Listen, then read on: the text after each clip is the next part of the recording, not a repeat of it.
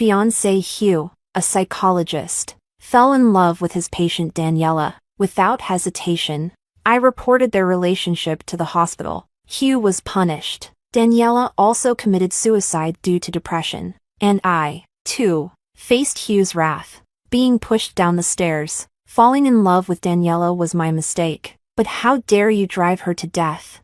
Rewind. I have been reborn. I hear the 18-year-old Hugh and Daniela exchanging voice messages. He simply clarifies, his tone affectionate. Grace is just my neighbor. It's you I love, my little rose. Separated by a door. In my hand, I clutch Hugh's cancer diagnosis. The paper crumpled. Chapter 1. Hugh and I grew up together. Our families were close. The adults often joked about arranging a childhood engagement. Almost everyone assumed we were a couple, just waiting for the right moment to make it official. During the winter break of our senior year, both Hugh and I had medical checkups. I was healthy, with all indicators normal. Hugh, however, was diagnosed with early-stage leukemia during this checkup. The moment I received the report, I went to Hugh's house and we looked at the report together. Thanks to timely treatment, the cancer cells in Hugh's body didn't spread, and he was cured within a year. In my previous life, I missed the college entrance exams that year to stay with him during his chemotherapy. After repeating a year, I still didn't get into my dream university and major. After Hugh recovered, he excelled in the exams. He unexpectedly got into the most prestigious medical school. After graduation,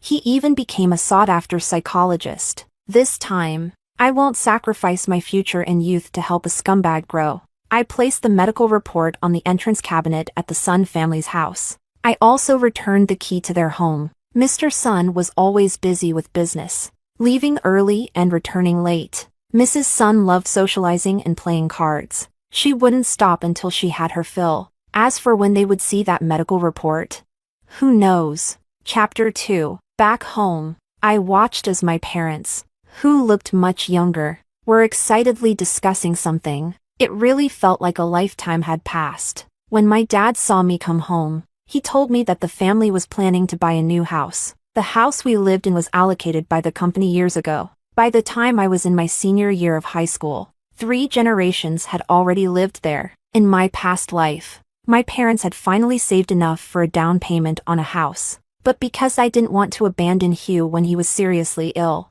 and when the Sun family couldn't afford Hugh's medical expenses, I even asked my parents to take part of the down payment to help the Sun family. This time, I sincerely smiled and responded enthusiastically at the dinner table. Sure. Are you thinking about the development in the south of the city? My parents exchanged a glance. They had been considering several developments, and the one in the south of the city was their favorite. We lived in the east of the city, with my school and my parents' workplaces all in the city center. Commuting to school and work wouldn't be affected. But, my mom asked concernedly, will it affect your studies? I smiled gently. Mom, in the second half of my senior year, I can stay in the school dorms, but, my mom's gaze paused. But it will be hard for me to help you move. After I said that, my mom obviously breathed a sigh of relief. After dinner, I went back to my room to review my homework. In reality, I was listening closely to my parents' conversation in the other room. My dad was washing dishes while talking to my mom. Kids are unpredictable. How can they be so sure? Today, you sounded her out. And didn't she say it wouldn't affect her? My mom, still uneasy, said, let's hope so. Moving far away, will Grace really be willing to leave Hugh?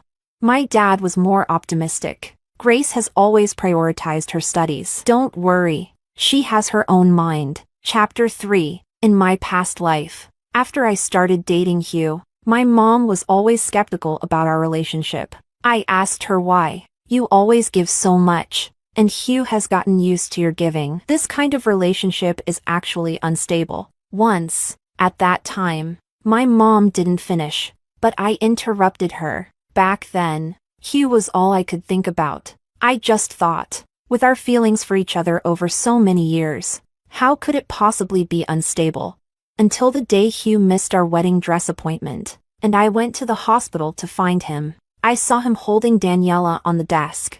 the two of them passionately kissing. Heh, there's really nothing in this world that's so stable it can't be broken. I secretly took a photo through the crack in the door, then I sent it to all the hospital leaders' emails. If Hugh had cheated with someone else, maybe I wouldn't have been so angry and crazy, insisting that they both be ruined. But he cheated with Daniela. In my past life, Daniela was the poor transfer student Hugh inexplicably fell in love with during his senior year of high school. For her, Hugh bore the stigma of early romance. His grades plummeted, he skipped classes, got into fights, and even got suspended. He violated every taboo a student could. But Daniela, she messed up Hugh's youth, nearly ruining his future. After Hugh was diagnosed with cancer, she immediately cut ties with him. I even helped Hugh, who was battling cancer, to find her later on. But the Daniela I found was completely different from the gentle, resilient girl she pretended to be. She had affairs with many rich second-generation heirs. I looked at Hugh, struggling to survive in his hospital bed, and I couldn't bring myself to tell him the truth. Years later, when Hugh and I were about to get married, they ended up together again. My many years of love with Hugh, like a child I had painstakingly raised, drowned in that so-called river of time. My heart ached as if it were bleeding. So, I wanted them to hurt even more than I did. But after everything was exposed, I didn't get to see Hugh come to me with repentance and apologies. Daniela died. It was completely unexpected. I had no idea her depression was real. I thought it was just a trick to gain sympathy and get back with Hugh. Just like in high school, when she pretended to be a pitiful poor student but could still get into a Cayenne parked around the corner. She was too good at those things. Hugh, however, blamed everything on me. He fought with me. Falling in love with Daniela was my fault. But why did you have to kill her? I retorted without backing down. Did I really kill her? Why don't you say it's because you're a lousy doctor who couldn't cure her? Hugh, you're the one with no medical ethics. Treating depression. Did you have to treat it in bed? You have a fiancé, and she knew you were getting married. You both made the mistake first. So why put all the blame on me? Hugh laughed and cried, on the brink of a mental breakdown, but it didn't stop him from pushing me right out the window. Chapter 4. The sudden sensation of free-falling from a great height. It all overlapped with what happened in my dreams. I screamed in shock. My parents heard me and immediately rushed into my room to comfort me. Grace, what's wrong? Don't be afraid. It's just a dream. Just a dream? I looked up, saw my concerned parents in front of me, and wiped the sweat from my forehead. Mom, Dad, can we move out sooner?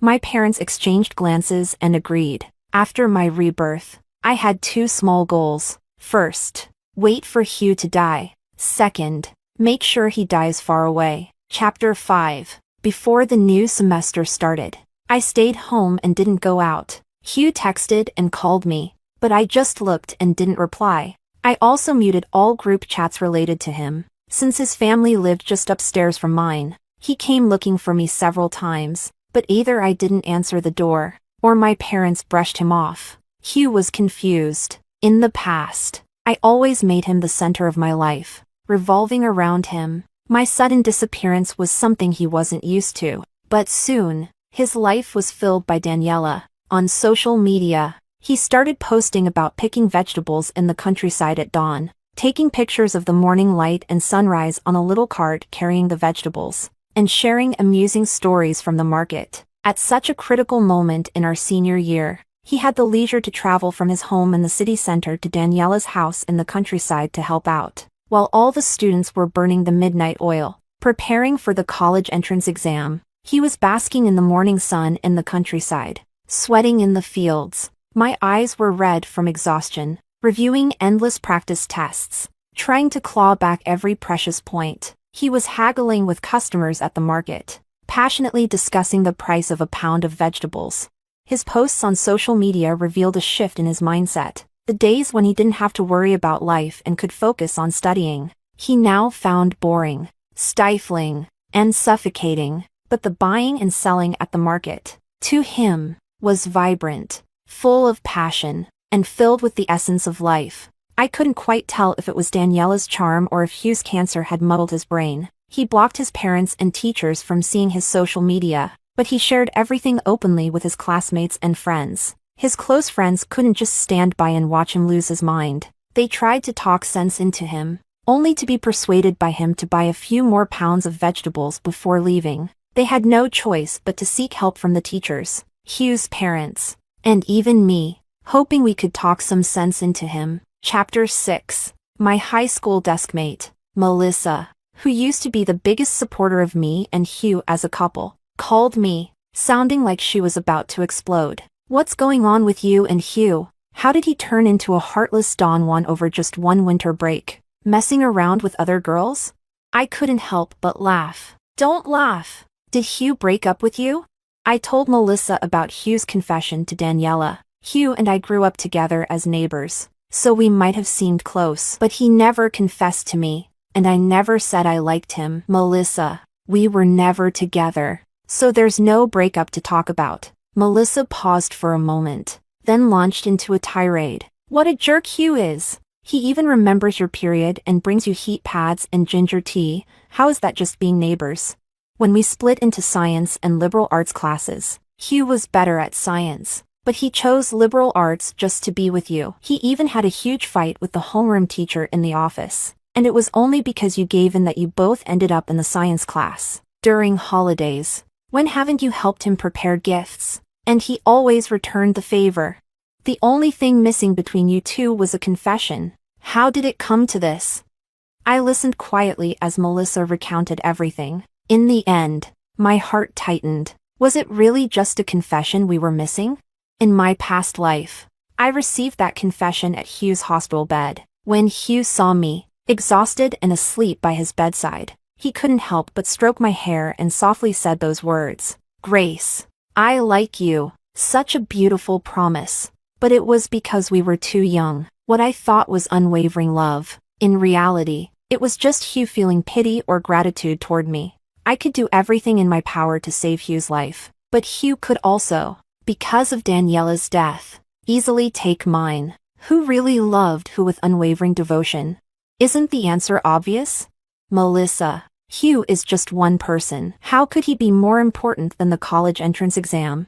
Melissa's family had money. Even if she didn't do well on the college entrance exam, she could still be sent abroad to study, so she could ship couples without any pressure. But I couldn't. Melissa, being her cheerful self, didn't dwell on it. "Screw that jerk. When we get to college, Grace, you'll have your pick of handsome guys." I laughed it off, not taking it seriously. I had already wasted too much for a relationship that wasn't worth it. Now, it was time for me to start reclaiming my life. Chapter 7. That night, we were having dinner at home. Suddenly, we heard loud arguments and the sound of things being smashed coming from upstairs at Hugh's place. My dad stood up. He and Mr. Sun, Hugh's father, had once worked together. Hearing the commotion, his first instinct was to go up and try to mediate. My mom frowned and told him to wait. My parents exchanged a glance and then looked at me. I calmly said, "Dad, they're all worked up right now. Why don't you wait a bit before going?" My dad hesitated for a moment, then sat back down. My mom said quietly, "The neighbors are all talking about it. Hugh's been going out to help a girl sell vegetables, and someone familiar saw him and told his parents." My dad picked up his chopsticks again. "Oh, so that's what it was." Since it didn't concern our family, there was no need to get involved. But after dinner, to our surprise, Mrs. Sun showed up at our door, leading Hugh, who had a bruised and swollen face. My parents were both taken aback, but they couldn't just turn them away. My mom was pulled to the sofa by Mrs. Sun, who started pouring out her grievances. At first, we thought she just needed to vent, but then Mrs. Sun pointed at Hugh, who was standing stiffly in the living room, and scolded. "This child has always been close with your Grace. It's all that vegetable-selling girl's fault for stirring things up, making him neglect his studies at such a critical time in his senior year to go help her in the countryside. Our families have been close for so many years. I only acknowledge Grace, and I won't let that vegetable girl ruin Hugh's future. It's Hugh who's wronged Grace. You need to bring Grace out here, and Hugh must apologize to her." Mrs. Sun's words were jumbled and contradictory, but her intention was clear. She wanted to tie me and Hugh together. My mom gently removed Mrs. Sun's hand. You're just too upset right now. Who is this vegetable girl? What's her relationship with Hugh? And what does this have to do with Grace? My dad quickly added. Grace hasn't even left the house all winter break and hasn't seen Hugh at all. Isn't that right? Hugh, who had been singled out, looked sullen and proud as he said, Mom, stop wasting your breath. I only like Daniela. Grace and I have nothing to do with each other. My mom chuckled softly. Mrs. Sun, did you hear what Hugh just said? Who Hugh likes has nothing to do with Grace. The only relationship they have is that of classmates and neighbors. Nothing more. My dad also hardened his tone. They're in their senior year now. Why are you still thinking about who they're involved with? I need to have a talk with old Mr. Sun and see what he means by all this. Seeing Hugh ruin her plan and my parents not playing along, Mrs. Sun stopped crying, quickly pulling Hugh out of our house. She had come without telling Mr. Sun. If he found out, there would be another huge argument at home. As my dad closed the door, he called out, Don't come back again. After the door was shut, he turned to my mom and complained, We need to move out of here soon. Neighbors like this, who think they can barge in and treat our daughter as a backup plan just because of a few years of neighborly relations. They think Hugh is some treasure, and our daughter can't live without him? What nonsense. Chapter 8. The apartment complex in the south of the city was a second-hand property, but the previous owner had never lived there, so it was as good as new. The furniture and appliances were all in place, so it was almost like we were just moving in with our bags. On the day of the move, my dad hired a large truck to transport some important items. Our neighbors of many years kept asking why we were moving so suddenly. My dad laughed and said, Out with the old, in with the new. We were going to move eventually, so doing it now saves us some trouble. Mrs. Sun was hiding on her balcony, secretly watching us move. She didn't dare to show her face, afraid of attracting gossip. But then Hugh, with his bruised and swollen face, appeared. He looked anxious and worried as he asked, Grace, why is your family moving so quickly? I replied irritably, So that no one can treat me as a backup plan. He quickly explained, Grace, that was my mom's idea. I never thought. I cut him off. I was home that day, and I heard it all. Hugh, we have nothing to do with each other anymore. Hugh's lips turned pale. My words seemed to have the effect of a final verdict in court. Hugh and I had long since ceased to have any relationship. As we spoke, I caught sight of a thin figure peeking around the corner of the entrance to the complex. It was Daniela. I deliberately leaned closer, making it look like Hugh and I were standing close together, as if we couldn't bear to part. Hugh was still trying to salvage something. Grace, can we still be friends?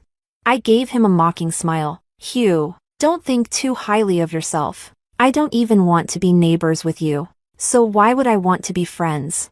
If it weren't for the fact that it's inconvenient to transfer schools in our senior year, I wouldn't want to see you again from now on. Just like you said, we have nothing to do with each other. I emphasized the words we. Hugh's face showed a hint of heartbreak. Look at that. After he casually reduced our more than 10 years of childhood friendship to being mere neighbors, now that I was really distancing myself from his life as he wished, he suddenly started feeling nostalgic. How pathetic.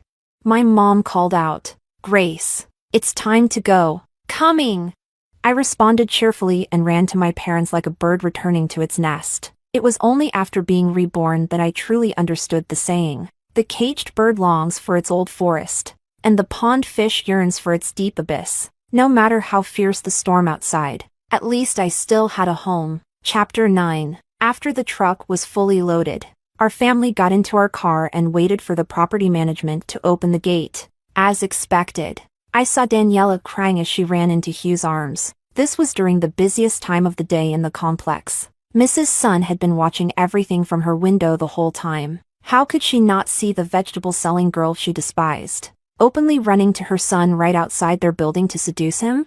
It wasn't long before Mrs. Sun rushed downstairs, forcibly pulling the two apart, and then slapped Daniela across the face. The security guards, eager to watch the drama unfold. Took their time. My dad frowned and honked the horn. Hugh looked over. In the rearview mirror, I could see his confused and embarrassed expression. This shameful and awkward scene was witnessed by our entire family. As we drove away, the security guard even gave us a see you later gesture. My dad, his face flushed with embarrassment, said, "We've known each other for years. They probably feel it's unfair for our family, so they deliberately slowed down to make sure we saw the whole show." Pfft. I couldn't help but burst out laughing. Laughter is contagious. My mom and dad also couldn't hold back and started laughing, though it might not be kind. Deep down, I couldn't help but think, serves them right.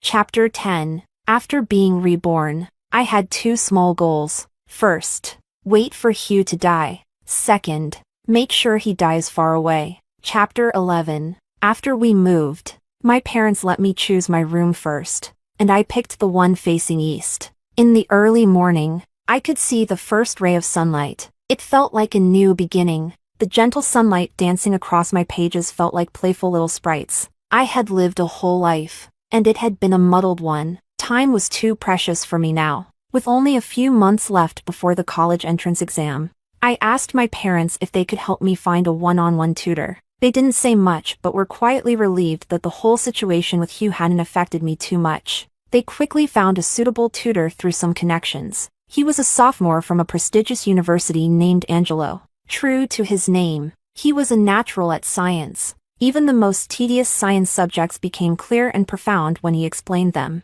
In my previous life, I had repeated a year. The college entrance exam had always been a source of regret and frustration for me. Even years later, I had nightmares many times, finding myself back in the exam room, staring at blank spaces on the big science questions. I was so nervous I couldn't breathe, trying to start writing, but nothing came out. The exam paper in the dream was blurry, and I couldn't understand a single word. When I woke up, I was filled with a painful urge to cry, but Hugh, lying next to me, would just sneer and say, "After all these years, you're still scared of the college entrance exam?" No comfort at all. He had already achieved success. So of course, he didn't care about my feelings. But I couldn't just let it go. Only then did I realize that what I feared most wasn't the exam itself but the overwhelming sense of losing control over my own fate. Chapter 12. Winter break ended, and I returned to school. Melissa greeted me with concern, wrapping her arm around mine. "Grace, are you okay?" I was puzzled. Melissa explained. "Didn't you see the class group chat? An anonymous account posted a video on the campus confession wall." I watched the video on Melissa's phone. It showed Daniela going to your building, hugging Hugh, and then getting beaten by Mrs. Sun. Melissa continued. "The whole school is buzzing about it. They're saying that you and Hugh were childhood sweethearts. But somehow, Daniela, the little first-year White Lotus, managed to steal him away. Some people are even saying that you shot the video and that the anonymous account is you. They're all waiting to see how you'll win Hugh back." I frowned. This slander had splashed right onto me. Hugh and I were in the same class. I thought seeing him again would just be awkward. But it turned out trouble was finding its way to me. After class, the homeroom teacher gave the entire class a stern lecture from the podium. "This is the most critical time of your senior year. Can't you respect yourselves and others and stop with these ridiculous love dramas?" I raised my hand and requested to change seats. The teacher glared at me for a moment, then turned his glare toward Hugh, who sat in front of me. In the end, he moved both of us to the farthest corners of the classroom, almost as if he were exiling us to the edges of the world. Our grades had always been in the top 10 of the class, and sometimes Hugh even topped the entire grade in a single subject. The homeroom teacher might tolerate someone ruining their own future, but he wouldn't allow it to affect other students. I told my dad about the situation, and he immediately brought the neighborhood surveillance footage to the homeroom teacher. The footage showed that our family was busy moving out and leaving the neighborhood. As for Daniela running to Hugh and getting slapped by Mrs. Sun, our car had already left the neighborhood by then. Comparing the video's angle and timeline, it was impossible for me to have shot that video. My dad also repeatedly assured the teacher that I had only been Hugh's neighbor for many years. If certain people don't respect themselves, why should my daughter be dragged down with them? It's senior year. If this affects my daughter's emotions, how will she prepare for the college entrance exam? Hearing how angry my dad was, the homeroom teacher felt ashamed and promised to clear up the situation for me. Chapter 13. The video on the confession wall was quickly taken down. Daniela's homeroom teacher in the first year called her parents to the school, knowing they were in the wrong. Her parents chose to discipline her publicly by dragging her forward and slapping her hard across the face. Coincidentally, Hugh, who had also been called in that day, witnessed the scene and immediately rushed over to confront Daniela's father. It was during a class break, and many teachers and students on different floors of the hallway witnessed the dramatic scene. Even Melissa couldn't resist running out to watch. As for me, I put on my headphones, blocking out the drama from my world. An ambulance arrived at the school. During the scuffle with Daniela's father, Hugh was pushed on the head, which caused him to collapse and start bleeding profusely from his nose. Many people were frightened. When he was taken to the hospital, the doctors conducted several tests before solemnly informing Mr. and Mrs. Sun about Hugh's condition. Mr. and Mrs. Sun were stunned. Just a few days ago, their son was fine after getting beaten up. How could a simple push reveal that he had leukemia?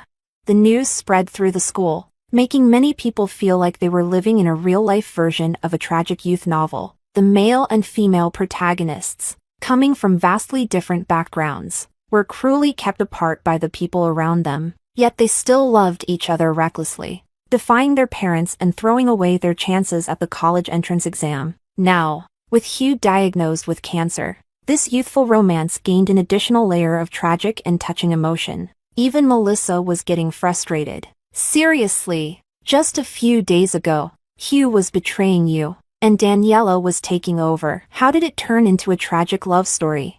I smiled and ruffled Melissa's hair. Focus on your studies. This kind of storyline is so over the top that even soap operas would reject it. Why waste time on it?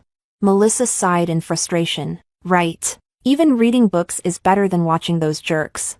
Heh. This story no longer needs me as the lovesick and malicious supporting character. Life is far more ruthless than any fictional villain. They'll learn that soon enough. Chapter 14. Due to his illness, Hugh couldn't come to school. It was clear that he wouldn't be able to take the college entrance exam this year either. Many of our classmates felt sorry for him and organized themselves into groups to visit him. But I didn't. Since he was in the early stages of treatment, Hugh sat on his hospital bed, holding Daniela's hand, smiling brightly. You should all envy me. I've found something more precious than life itself, true love. This line became something of a classic. Some friends who knew both Hugh and me would cautiously ask if I really didn't want to visit him. I would always raise the book or exam paper in my hand. There are more important things than visiting a patient. At that, they couldn't really argue. After all, they had as much to read and as many papers to fill out as I did.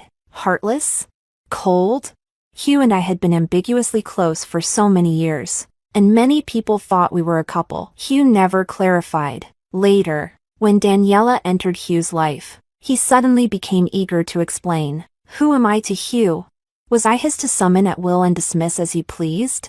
He made mistakes and got sick, but that didn't mean he should drag me down with him. Some people would gossip behind my back, but if Melissa overheard, she would always fiercely defend me. Didn't Hugh say he found something more precious than life itself, love? If they're so great together, why are you talking about Grace?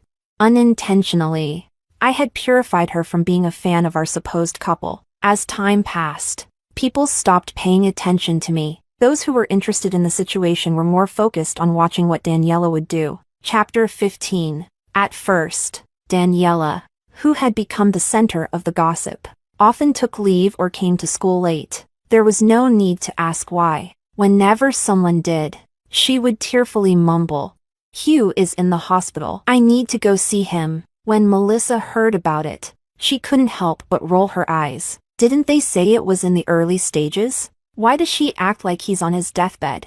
Her words were harsh, but I enjoyed hearing them. Still, I wouldn't let her dwell on it. I would just hand her more exam papers to practice with. Melissa, who had been at the bottom of the class throughout high school, suddenly saw her scores jump by over 100 points in the most recent exam. When she got her paper back, Her expression was as incredulous as our homeroom teacher's. She couldn't help but shout in excitement. "Grace, are these scores real? Did I really get this? This is the first time in my life I've scored so high without cheating." The homeroom teacher didn't even mention the possibility of her cheating. Given Melissa's personality and background, cheating was unnecessary for her. The teacher smiled at the whole class and said, "See? Until the very last moment before the college entrance exam, anything is possible. Keep working hard, boys and girls."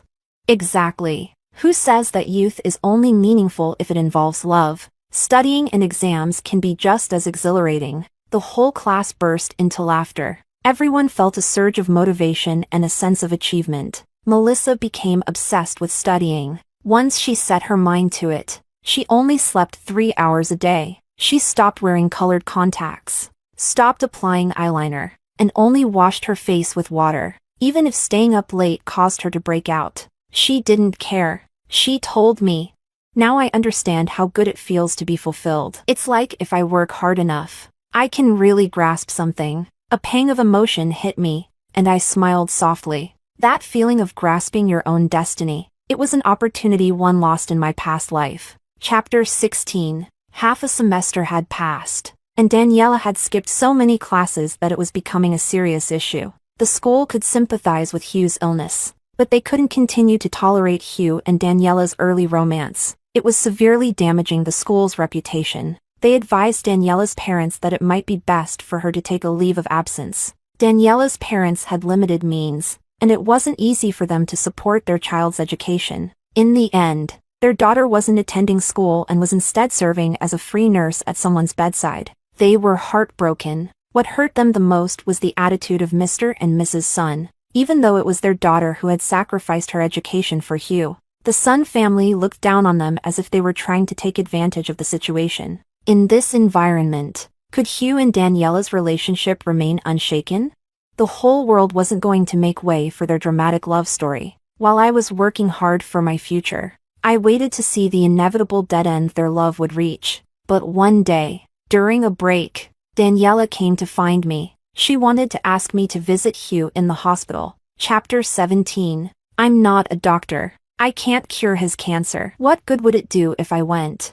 You are his love, more precious to him than life itself. If I go, would it be to comfort him with the years of neighborly affection? Or why don't you tell me what you expect me to say or do when I go that would make him as satisfied as you are? Daniela couldn't say a word. Her eyes reddened as if she had been grievously wronged by me. This trick worked wonders in front of Hugh. She didn't have to do anything, and she would win. But now she was standing at the doorway of the senior class, as the center of all the gossip.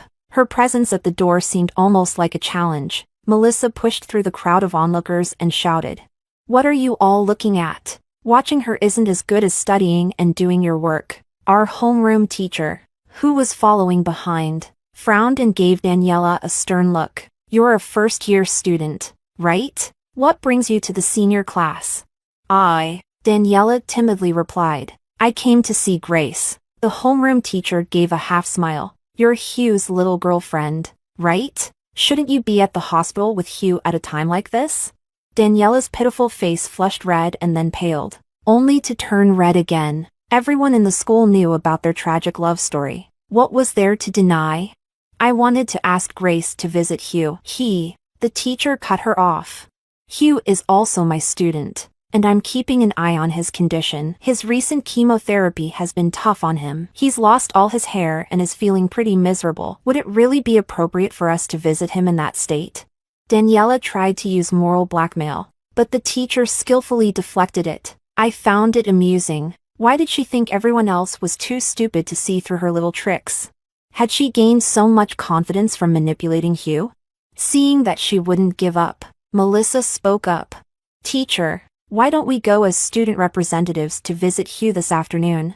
For some reason, the teacher immediately agreed. Daniela's eyes widened in shock. Clearly, this wasn't the outcome she had expected. Most people just wanted to watch the drama unfold. Heh, my life isn't a play for others' entertainment. They can watch all they want, but I can also choose not to perform. But since Daniela loves to act so much, I'll let her act to her heart's content. Chapter 18. Hugh's condition was indeed not good. His eyes were sunken with dark circles, his cheeks hollow, and he was so thin that he barely looked human, a moving skeleton. Really, when Melissa saw him, she looked like she had seen a ghost. This was a sight I had seen in my previous life. Back then, my heart had nearly shattered from the pain. I had turned away, unable to hold back my tears. Now, Hugh lay in bed, wearing a wool hat that covered what little hair he had left, lifelessly staring at the ceiling. His illness caused bouts of dizziness and vomiting. Mrs. Sun was cleaning up his vomit. The entire room was filled with a nauseating smell. Melissa couldn't take it anymore and rushed to the bathroom. Hearing the sound, Mrs. Sun, without turning around, began to scold. "Daniela, you little brat. Where are you running off to?" When the homeroom teacher and I looked around, Daniela was already gone. Mrs. Sun froze in place, especially after she saw me. Her movements became even more awkward and unsure. "Grace, it's you." Hugh heard my name and struggled to sit up. Mrs. Sun tried to help him, but he pushed her away. He insisted on sitting up without a word. When he saw me, he forced a smile onto his pale face. He was acting too, acting like a normal Hugh. He was such a proud person. How could he possibly want to see me in such a state, letting his dignity be trampled? I heard Mrs. Sun sniffle, and then I spoke to him. "Hugh, how are you doing?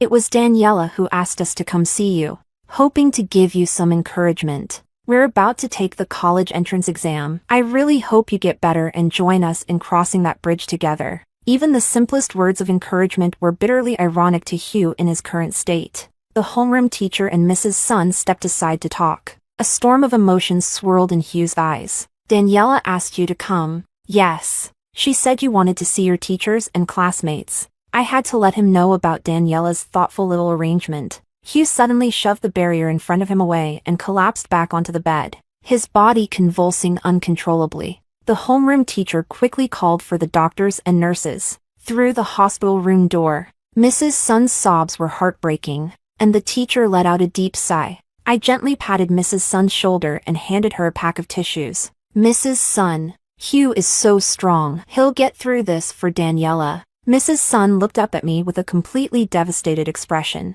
Chapter 19. Daniela and Hugh broke up. Chapter 20. It was, after all, a simple matter, just like their love, which had started without any real reason. It ended just as quickly. Daniela could no longer see any sign of love in the care she was providing. She was, after all, still a student, but she had to keep taking leave from school, caring for Hugh in the hospital like a nanny. During that time, she had to endure Mrs. Sun's constant scolding, her own parents' complaints, and the criticism of teachers and classmates at school. She couldn't take it anymore. "It's not like I gave you leukemia, so why does everyone act like it's my fault?" Hugh looked at her as if she were a stranger. "Then why did you make Grace come see me?" Daniela froze for a moment, then stiffened her neck and said, "You've known Grace since you were kids. How could I not know that you have feelings for her too?" Hugh was taken aback. After so many years of being together, he did feel differently about me, but ever since Daniela had appeared, he had been drawn to her. Daniela was like a wild rose growing in the wilderness, vibrant and full of life. Unlike me, who was always focused on studying, her poverty didn't diminish her. Instead, it highlighted her genuine nature. The first time they met was when a child fell in front of a wealthy person's car on the street.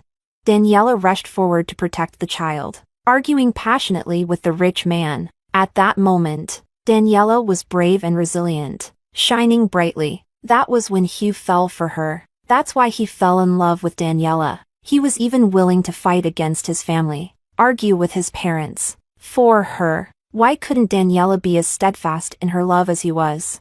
Why, after just a few months, was she saying she was tired? "Daniela, even if you pity me, you shouldn't be saying this to me now." Daniela cut him off. "I've pitied you enough. Why should I pity you anymore? I'm not Grace." Chapter 21. To continue her studies and reduce the impact of rumors on her, Daniela transferred to another city. Her parents, who had originally come to the city to work, Didn't see much difference in moving to another place. Daniela's family didn't even leave a word for Mr. and Mrs. Sun. When they went to look for Daniela, her homeroom teacher simply relayed that Daniela had broken up with Hugh and asked them not to disturb her anymore. Mr. and Mrs. Sun were furious. But what grounds did they have to blame Daniela? When you really look at it, this early romance seemed more like Hugh had delayed Daniela's future. Even Daniela's homeroom teacher and others felt the same. The once grand and dramatic tragic love story ended up being nothing more than a fleeting storm that passed after a few months. The students and teachers at school were busy with their own lives. When they heard about it, they just smiled and moved on. My parents heard about it too, after a bit of sighing and lamenting behind my back. They didn't say much more. Heh, in the face of life and death, what can a mere few months of early romance withstand? I was foolish in my past life, thinking that because Hugh and I were childhood friends for over 10 years, I couldn't abandon him. I stayed by Hugh's side through life and death. But in the end, as soon as Daniela appeared, all those feelings turned to ashes. It's true, those who are favored are always fearless. I had cared for a gravely ill Hugh, and the process was exhausting, both physically and mentally. So, I knew early on that a girl like Daniela, who was only in her teens, wouldn't be able to handle it. But I still wanted to see their love shattered by reality, and I wanted to see Hugh in his miserable state. Clinging to life. Chapter 22. Hugh didn't disappoint me. As expected, he plunged into memories of Daniela. Mr. and Mrs. Sun had to put in a lot of effort to rekindle his will to live and push him to continue treatment. I stopped paying attention to Hugh and Daniela's situation. With Angelo's help, my grades in science steadily improved, finally making up for my previous weaknesses. That June, I walked into the college entrance exam room. While waiting for the results, Melissa and I embarked on a whirlwind trip, visiting 3 cities in 7 days. In addition to experiencing the beauty of our country, we also stumbled upon some unexpected surprises. The exam results came out soon after. I got into the 211 university I had longed for in my past life. Melissa, making up for lost time, was accepted into a second-tier university. For most people, her achievement might not seem remarkable, but for Melissa's parents, it was a huge relief and a piece of fantastic news. Melissa declined the offer to study abroad and told her parents she wanted to repeat the year, aiming to get into the same university as me next year. Melissa's parents, of course, supported her decision. Chapter 23. After my first year at university started, I heard about Hugh again through Melissa. He's recovered and has come back to repeat his senior year. But whether it's due to the chemotherapy or the heartbreak, his grades have really plummeted. Oh, really? Melissa noticed my lack of interest and decided to switch topics to something more intriguing. So, how are things with Angelo? I chuckled as Angelo, who was across the street, was already buying me a milk tea. He's still pursuing me. A teacher-student romance with an older guy. Ooh, how taboo and exciting. Melissa had always been a fan of shipping me with someone, and Angelo was no exception. Angelo's university was in the same city as mine. Not long after I started my first year, he began visiting me frequently, taking me out to explore this ancient city, rich with history and culture. Having lived 2 lives, although not long ones, I could easily read the subtle signs of affection between adults. Angelo had a clean, neat haircut. He was tall, handsome, and incredibly considerate, but he had a habit of treating me like a child, occasionally tapping me on the forehead. When he confessed his feelings to me, I took a long time to figure out when exactly he had started liking me. Angelo took my hand as we walked down the tree-lined campus path, leaves crunching beneath our feet. Actually, we met when we were kids. I'm 2 years older than you, and we used to live in the same residential complex. I often played with you and the other kindergarten kids, playing games like tag. Then, when I started elementary school, my family moved away. I vaguely remembered having an older brother figure like that, but it was so long ago. Many families had moved out of the complex over the years. I only stayed close with Hugh, and our bond was the strongest. I've always known about you, and when I heard your family was looking for a tutor, I volunteered. But you didn't recognize me and kept calling me teacher all the time. I laughed. No wonder you kept insisting I call you brother. Angelo took the opportunity to hug me, patting my hand as he said, "That way. We're not too far apart in age, and we can even count as childhood sweethearts." Childhood sweethearts? Yes. Who wouldn't count as childhood sweethearts at this point? Chapter 24. During the New Year's break in my first year of university, Angelo came to visit my family. My parents welcomed him with smiles, exchanging glances filled with satisfaction that needed no words. I asked Angelo why he was here. Angelo scratched his head. "To pay New Year's greetings, and to see you." I couldn't help but smile. Angelo then added, "There's also something I wanted to discuss with your parents." "What's that?" "Well, it's about getting their blessing." Just as I was about to tease Angelo, the doorbell rang. When my dad opened the door, his expression became a bit complicated. The next moment, Hugh walked in. He happened to catch me peeling an orange for Angelo. Mr. and Mrs. Sun, who were behind him, saw it too. The expressions on all three of their faces were quite a sight. I guess they had come to make amends, so I quickly found an excuse and left with Angelo. As my dad was closing the door, he made sure to tell the Sun family inside. "Angelo is Grace's boyfriend. He came to see us for the new year." Angelo walked ahead of me, and I wasn't sure if he heard that or not. During the new year, most places were crowded, so Angelo and I went to Melissa's villa instead. Melissa had the whole floor to herself, even with more guests in the house. She wasn't one to entertain them. She'd hide upstairs, claiming to study, and no one dared to disturb her. She kept glancing at Angelo, her eyes curving into crescent moons with her smile. "So you're actually Mr. Jiang, the teacher." After just a few words, Angelo excused himself to the balcony for some fresh air. I could tell he was getting a little flustered. Melissa whispered to me, "He's so much better than Hugh." I told her about Hugh and his family visiting my house. Melissa scoffed. "Back when he lost interest in you, he said you were just neighbors. Now that you're not even neighbors anymore, what's he doing at your place?" I didn't care what he wanted. Hugh had only been able to hurt me because I liked him. Now, I'm still hoping he dies. Unfortunately, it seems the illness didn't finish the job. Melissa continued. "Hugh's been acting weird since he came back. He can't keep up with his studies, and now he wants to go into business with his dad. The homeroom teacher has tried to talk him out of it several times. With his foundation, he still has a good chance of getting into a top university." An idea suddenly formed in my mind, and it wasn't long before it was confirmed. Chapter 25. After Angelo dropped me off at home, I unexpectedly ran into Hugh in the hallway. Hugh stared at me intently. "Grace, you're back too, aren't you?"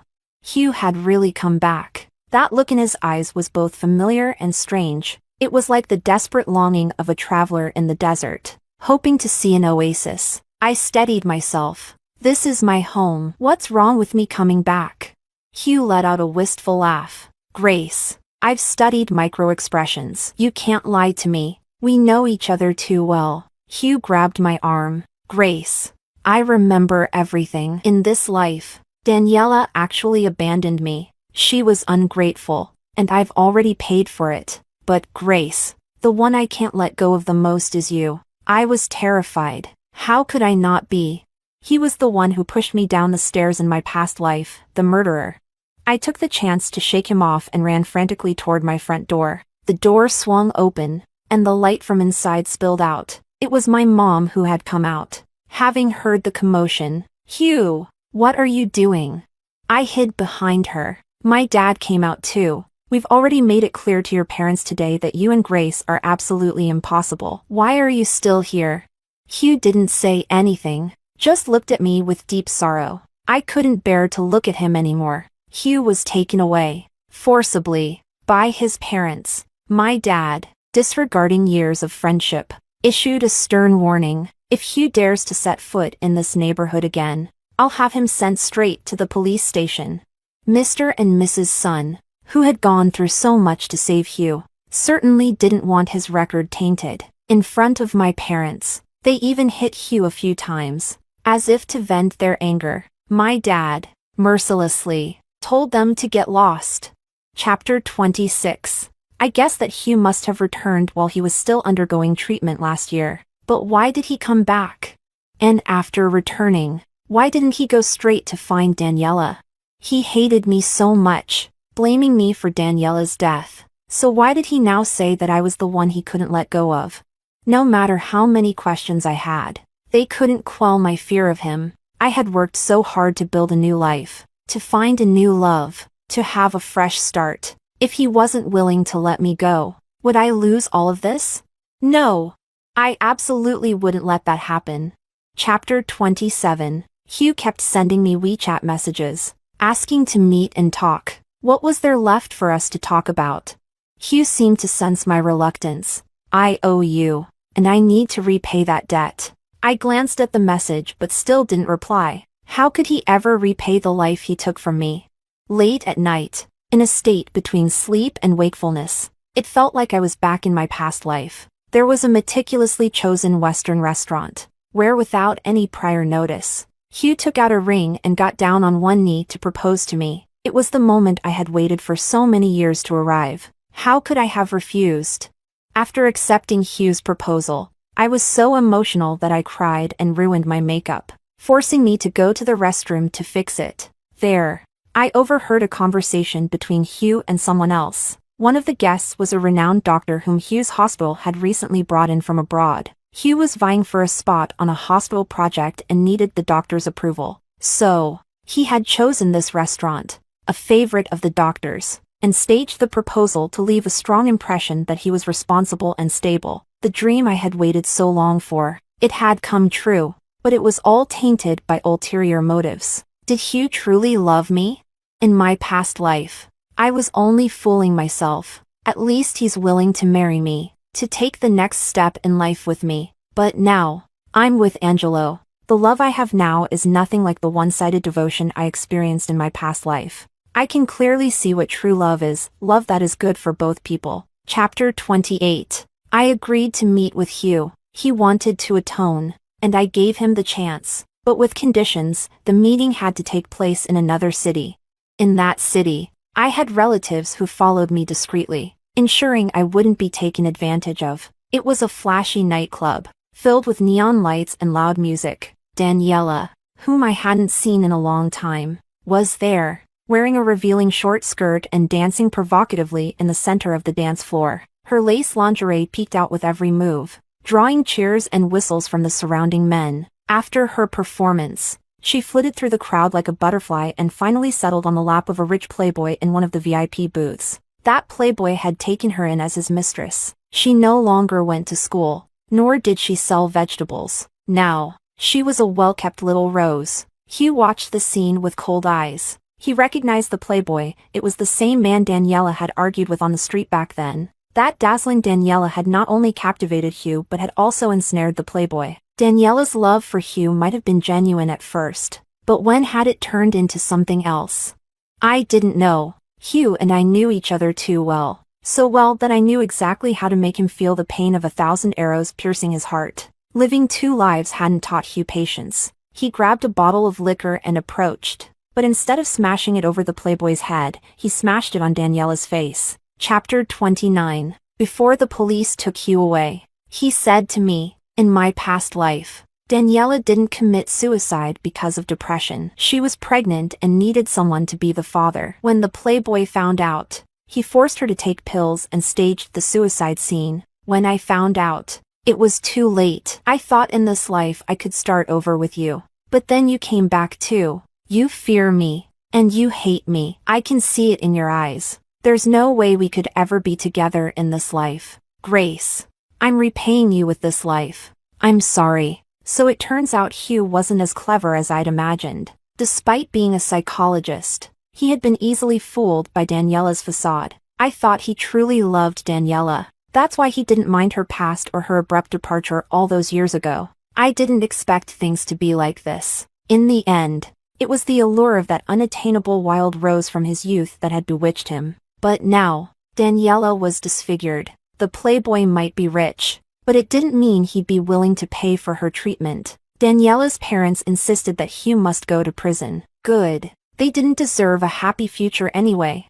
Mr. and Mrs. Sun's hair turned gray overnight, but not long after, they got divorced. My dad said, old Sun had another family outside, with a child who's 7 or 8 years old. He stayed married only because of Hugh, but now, after Hugh finally recovered, he went and did something so foolish. My mom added, Mrs. Sun wasn't any better. To secure her future, she hired a young maid from the countryside to take care of Hugh, and she got pregnant. After Hugh recovered and was discharged from the hospital, Mrs. Sun went back to the countryside to force the girl to have an abortion. After Hugh was arrested, the poor maid's family had no money and caused a scene at our old neighborhood. That's how everything came to light. These were things I had no idea about in my past life when I was engaged to Hugh. No wonder Hugh had lashed out at Daniela so viciously. It was probably because he was utterly broken. His family had too many ugly truths. In this life, Hugh lost the career he was so proud of and the fame and fortune that were within his grasp.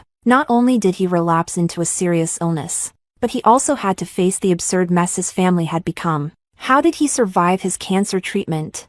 Was it the child the maid was carrying that kept him going? No matter how many reasons or excuses he had, they couldn't hide the fact that Hugh was a vile person. In this life, with me and Daniela no longer at his bedside, he found someone else to take our place, a maid. Each one of us was just a tool for him. Hugh was never worthy of my love, and he certainly wasn't worthy to love me. Chapter 30. 3 more years passed. I was about to graduate from my senior year, and Angelo had already graduated and moved to work at a major company in Beijing. Angelo called to update me. I've already rented a place. It's close to the university where you'll be taking your graduate exams. The area is surrounded by hutongs and historical sites. You can roam the streets as much as you like. His words warmed my heart. From studies and work to leisure and play, he had thought of everything for me. Angelo, why are you so good to me? Angelo chuckled softly. Aren't you good to me too? Every year, you get me new scarves and gloves. Even Melissa said. Compared to before, when it was like throwing a meat bun to a dog, Angelo really loves you a lot. She then added, with a hint of jealousy.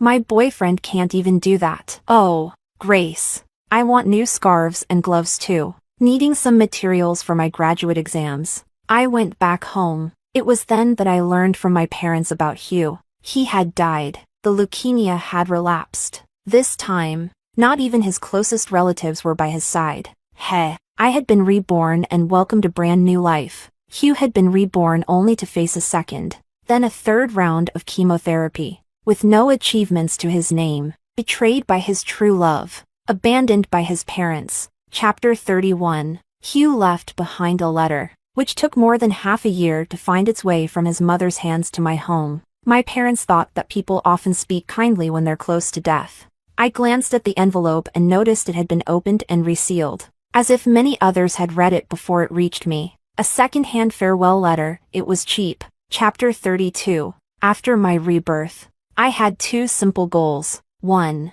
Wait for Hugh to die. 2. Make sure he dies far away from me. After so many years, this outcome could finally be called a happy ending. Outside the car window, the sun was shining brightly. Birds were singing, and the flowers were in full bloom. In this life, I have my family, dear friends, and a true love. I can look forward to the next chapter of life with them, moving toward a brighter future.